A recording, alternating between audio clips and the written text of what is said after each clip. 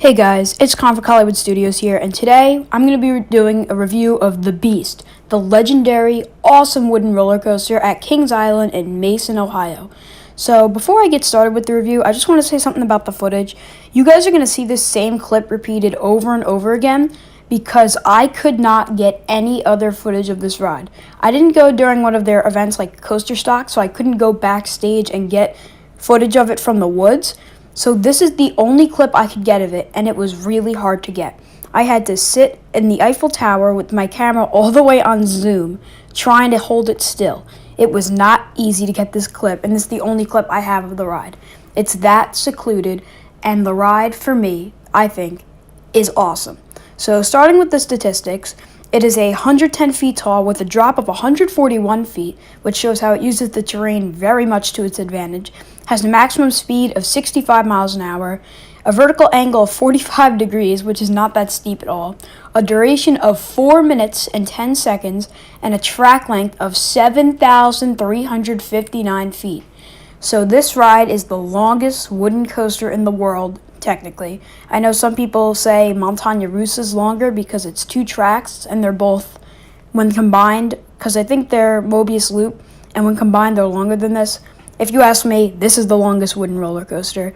The drop is bigger than the height because you actually drop down into an almost ravine, and well, you go down into a tunnel, and the tunnel is really cool.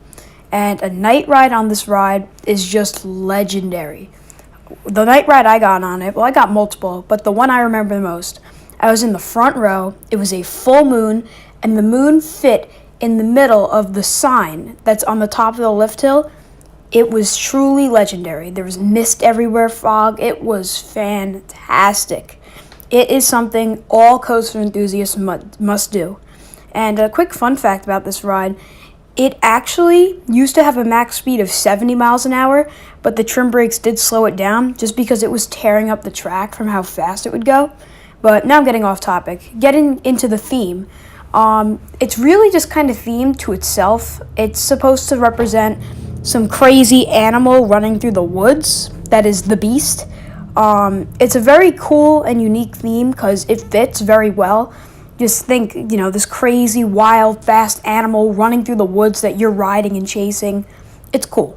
It's not themed very well. The station has some cool theming, and there's some lights in the station at night.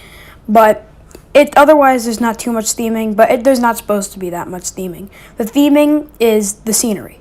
So getting into the ride experience, first, you'll make a big right-hand turn and go through the transfer track and ascend the ridiculously slow lift hill. It's very slow, but you get a really cool view of the woods, and it's just awesome. It really leads up to the drop. So then you'll drop down. You accelerate sort of slowly, and the trim brakes kind of make it feel a little weird, but it's a really, really cool drop just because of, you're slowing down, speeding up, slowing down, speeding up. It's very, very cool. So then you're going to fly through the tunnel, and this is where there's just a bunch of left and right turns. They're not even banked very much. They're just kind of boom, boom, boom, turn, turn, turn. And there is a straight section with a long trim brake a little after that, I believe. There's a couple hills that go down into ravines and whatnot. I'm not going to go too in-depth with the layout because it is just turns and hills and straight sections. And that's a lot of people's criticism for this ride. But for me, it just makes the ride that much cooler because you're just running through the woods.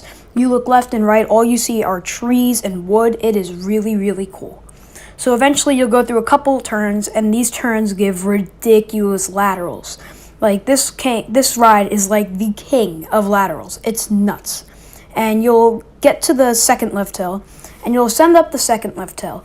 And when you crest the top, you see a great view of Vortex and a few other rides, and really the whole park.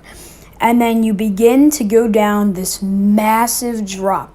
You're slightly banked, and there are trim brakes, of course, but that's so that the track doesn't get ripped up at the bottom, because by the time you reach the bottom of this hill, you are just flying to the right as you go through this crazy double helix. The laterals are just indescribable through this element. It is nuts. And you hear the track screaming, and you're going through tunnels. It is crazy. It is definitely my favorite part of the ride.